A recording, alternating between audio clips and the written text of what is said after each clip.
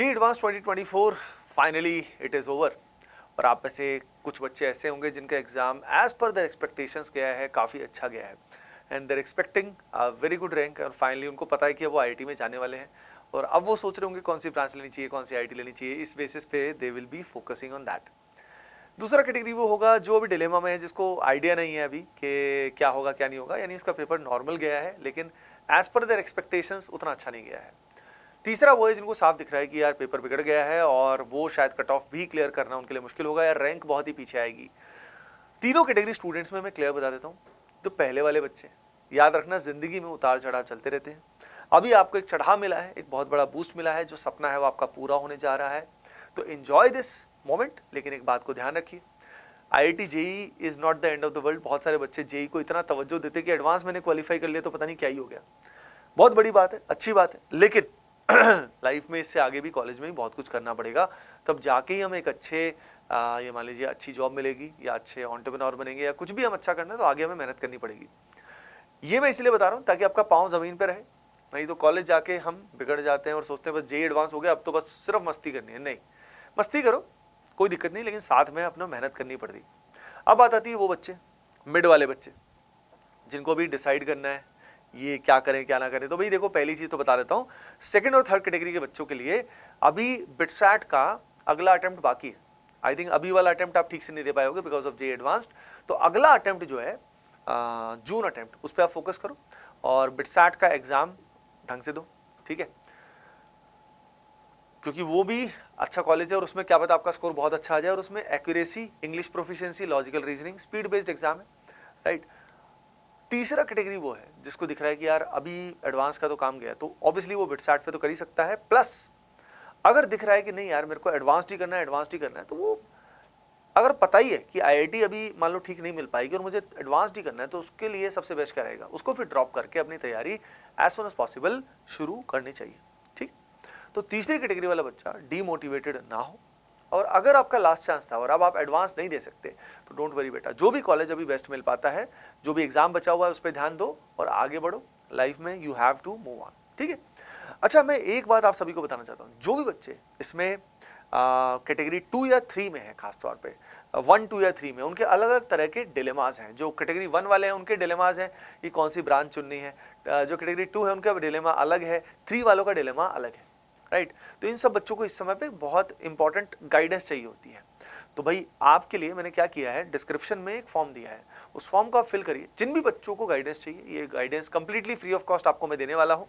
तो आप बस उसमें डिटेल में बता दीजिएगा कि आपका इशू जो है, आपको किस से रिलेटेड गाइडेंस पर्टिकुलरली चाहिए। तो डिस्क्रिप्शन में फॉर्म दिया हुआ है, आप किसी भी कैटेगरी में बिलोंग करते हैं, 1, 2, 3, आप उसमें अपनी डिटेल्स भरिए and I will guide you, I will take a live session, group session, जिसमें हम लोग आई विल गाइड यू।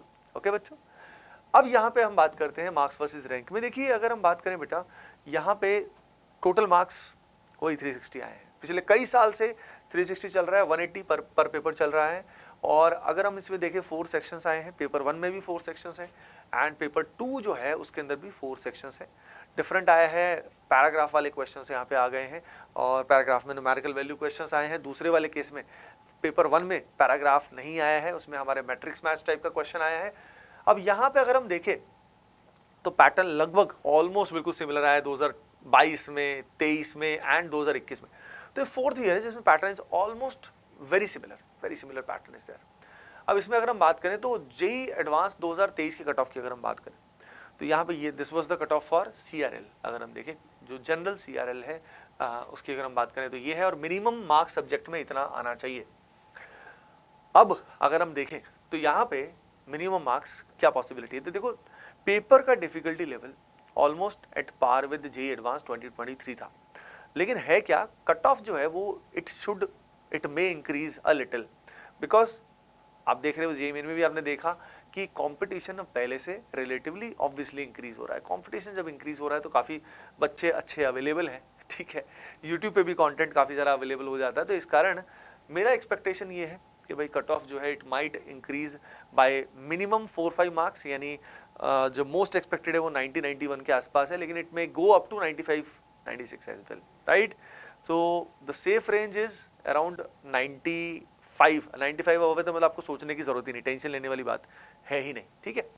तो यहाँ पे सिमिलर फंडा बाकी कैटेगरीज में भी हम अप्लाई कर सकते हैं, बिल्कुल सेम, यानी cut off can increase by 5 to 10 marks.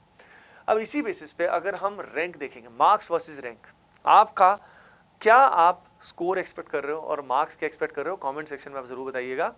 And जैसे 2021 का 20 का पिछले 4-5 साल का डिटेल है, लेकिन उस सबके बेसिस पे मार्क्स वर्सेस रैंक 2024 के लिए जो पॉसिबल है बेटा, वो ये पॉसिबल है, ठीक है। ये जो पॉसिबिलिटी आपको बता रखी है, इसमें अगर सेफ की बात करें तो लगभग प्लस कर दो 5 to 10 मार्क्स।